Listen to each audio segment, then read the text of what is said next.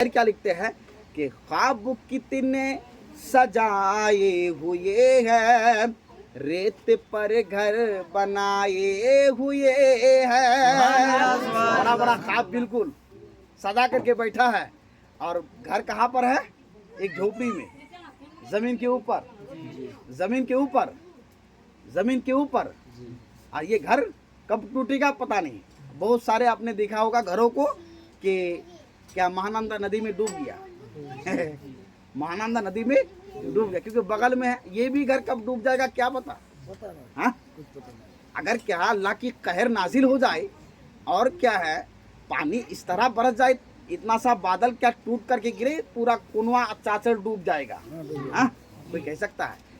तो लोगों के ख्यालात, लोगों की सोच, लोगों की उम्मीदें तो देखिए क्या है कि ख्वाब कितने सजाए हुए हैं, रेत पर घर बनाए हुए हैं। ख्वाब कितने सजाए हुए हैं, रेत पर घर बनाए हुए हैं। ख्वाब कितने सजाए हुए हैं, रेत पर घर बनाए हुए हैं।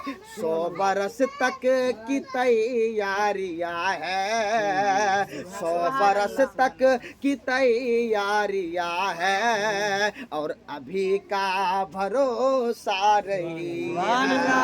100 बरस तक की तैयारियां है, और अभी का भरोसा नहीं है। कब्र में जाकर रोना पड़ेगा, कब्र में जाकर रोना पड़ेगा, खाक पर तुमको सोना पड़ेगा। अल्लाह, चाहे तुम्हारा बिस्तर कितना ही मखमल का क्यों ना हो, तुम्हारा बिस्तर गद्दा कितना ही क्यों सोने चांदी का क्यों ना हो, लेकिन जब रूह जिस्म से अलग हो जाएगी, वो जिस्म तेरा रखा जाएगा मट्टी ही में।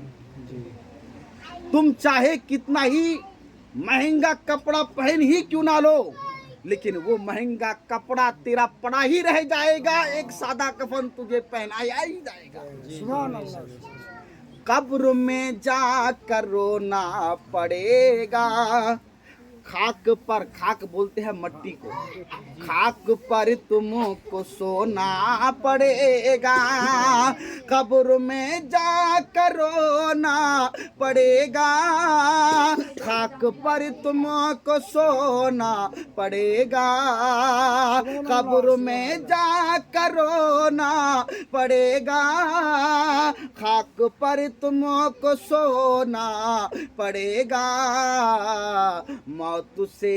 मौत से पहले खुद को, मौत से पहले खुद को संभालो, मौत से पहले खुद को संभालो, जिंदगी का भरोसा नहीं है। मौत से पहले खुद को संभालो, जिंदगी का भरोसा नहीं है। जिनके माँ बाप जिंदा है, बाहयात है ना, बड़ा खुश नसीब है वो। हम कहते हैं जिनके माँ बाप अभी जिंदा है वो बड़ा खुश नसीब है।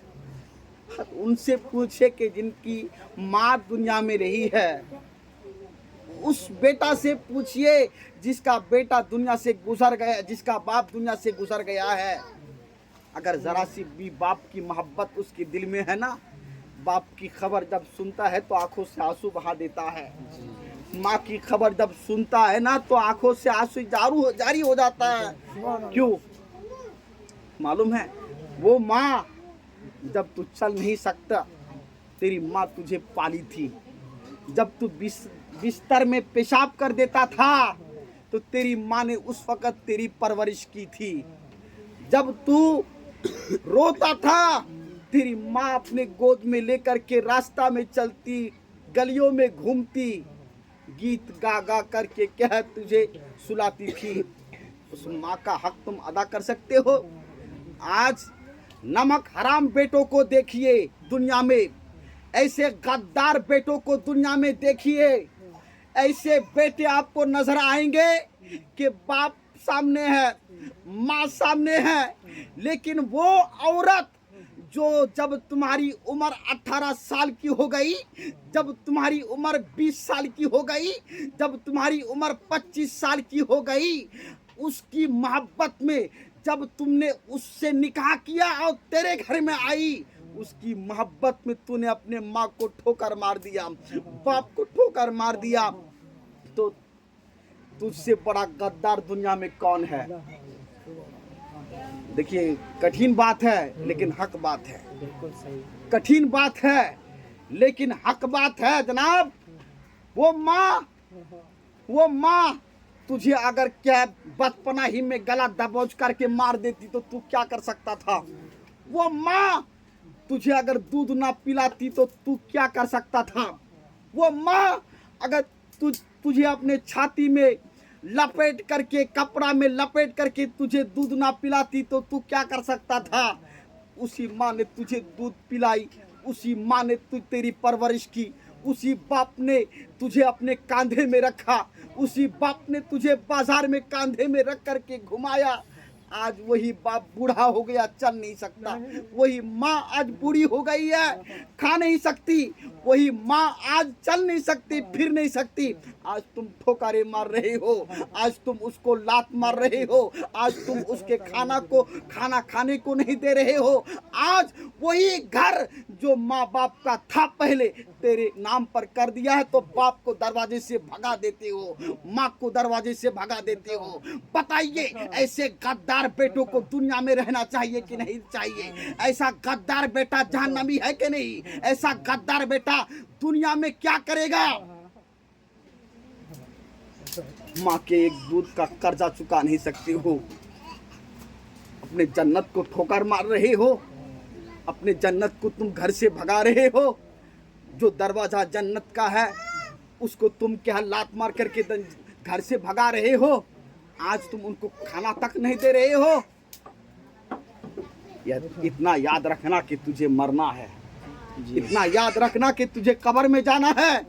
जब तू कब्र में आएगा ना, तो तेरे साथ ऐसा सुलूक होगा ना, तो तूने हजारों साल की इबादत क्यों ना की हो, तुमने हज क्यों ना कर लिया हो, तूने नमाज़ें क्यों ना पढ़ लिया हो, तूने नमाज पढ़ करके पेशानी को क्यों नहीं काला कर लिया हो, तूने नमाज पढ़ करके बूढ़ा क्यों ना हो गया हो।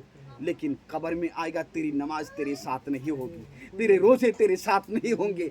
जब तेरे माँ बाप ही तेरे साथ नहीं तो तेरे आमाल साथ कैसे? इसलिए माँ बाप अगर है तो उसका पैर पकड़ो। बूढ़ा हो चुका है, को खाना खिलाओ, राजी करो। माँ सामने है, उनकी मोहब्बत में अपनी जान निछावर कर दो।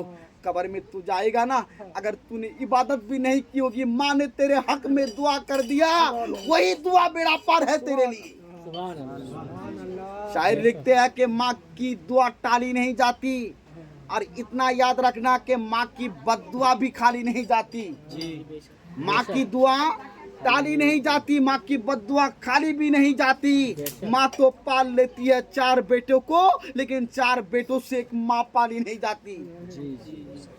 4 बेटों से एक माँ पाली नहीं जाती।